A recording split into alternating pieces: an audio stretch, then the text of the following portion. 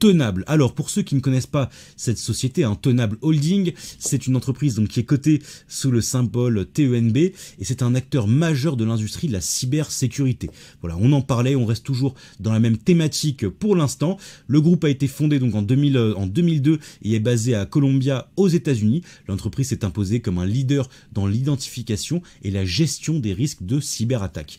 Alors commençons par examiner ici le marché sur lequel Tenable opère. Le secteur de la cybersécurité connaît une croissance explosive. Selon les prévisions, le marché global devrait atteindre les 425 milliards de dollars d'ici 2030 avec un taux de croissance annuel composé impressionnant qui atteint les 13,8%. Cette croissance est alimentée par la multiplication des menaces ici cyber et la numérisation croissante des entreprises.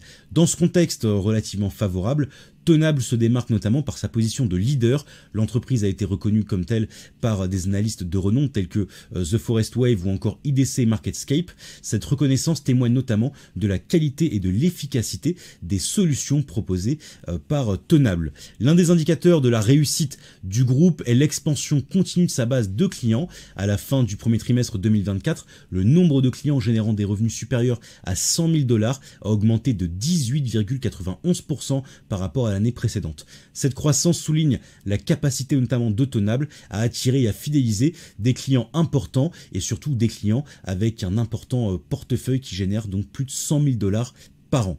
Passons maintenant aux résultats financiers, ici qui sont eux aussi plus qu'encourageants, puisque sur les 12 derniers mois, Tenable a réalisé un chiffre d'affaires de l'ordre de 825,83 millions de dollars, soit en hausse de 3,40% par rapport à 2024.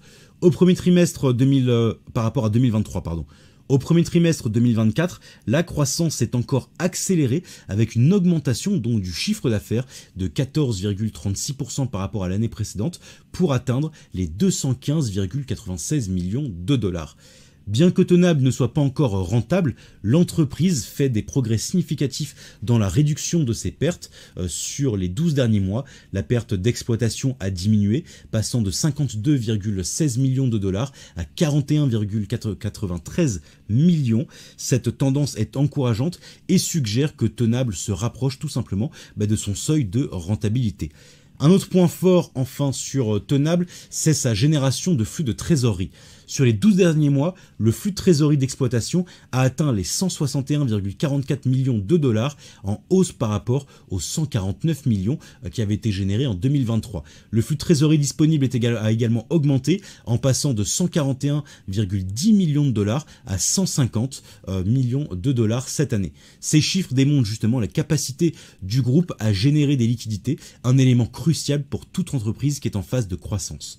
Le bilan de Tenable est également particulièrement solide ici et salué par les investisseurs.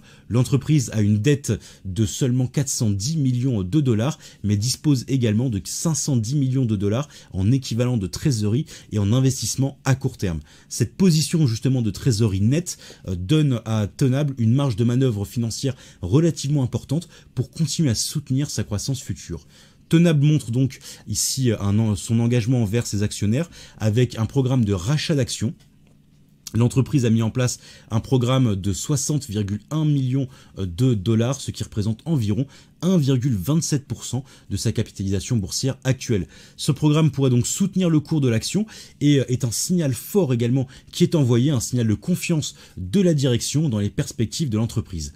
En termes d'évaluation, ici Tenable se négocie pour l'instant à des niveaux particulièrement attractif et surtout bien plus attractif que ses pairs, avec notamment un PER, lui, qui est donc inférieur à 30, chose rare justement dans ce secteur.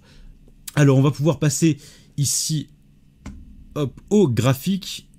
On va aller faire un petit tour du côté du graphique de Tenable qui évolue pour l'instant dans un très beau canal haussier, et justement ce canal haussier il nous intéresse parce qu'on vient tout juste de rebondir sur la borne basse, donc il va être temps justement de se positionner ici à l'achat. L'objectif ça va être tout simplement de travailler la nouvelle impulsion haussière qui devrait nous permettre d'aller chercher de nouveaux records, d'aller casser le dernier sommet qui avait été marqué à 53,50 dollars l'action et d'aller chercher donc un objectif qui lui est situé à 60,10 dollars, ce qui nous offre un potentiel de 48,32% en termes de plus-value. L'horizon d'investissement ici, il est plus court que sur les autres opportunités. On va chercher un horizon uniquement sur 9 mois. Pourquoi? Parce qu'on est sur une action particulièrement dynamique, on opère dans un secteur qui lui aussi est en phase d'expansion relativement importante, on a aussi de très bons fondamentaux qui mécaniquement devraient attirer ces fondamentaux justement de nouveaux investisseurs institutionnels. On en parlait dans le point macro en début de live ensemble, comme je vous le disais, dans un contexte compliqué. On sait que les institutionnels vont commencer à chercher à se réfugier sur des entreprises soit matures, soit vers des entreprises de croissance qui offrent notamment de solides garanties du côté des fondamentaux. Et là-dessus, on l'a vu, le bilan ici, notamment le bilan financier du groupe Tonable est plus qu'excellent et c'est justement ça qui devrait aussi attirer de nouveaux investisseurs dans les prochaines semaines et les prochains mois. Le niveau de risque il est donc tout simplement moyen. On est évidemment sur un risque, étant donné la conjoncture et surtout les attentes liées aux banquiers centraux, mais globalement le secteur se porte relativement bien et on est sur une entreprise qui est déjà sous-évaluée, ce qui limite donc aussi le risque de potentielle baisse à venir.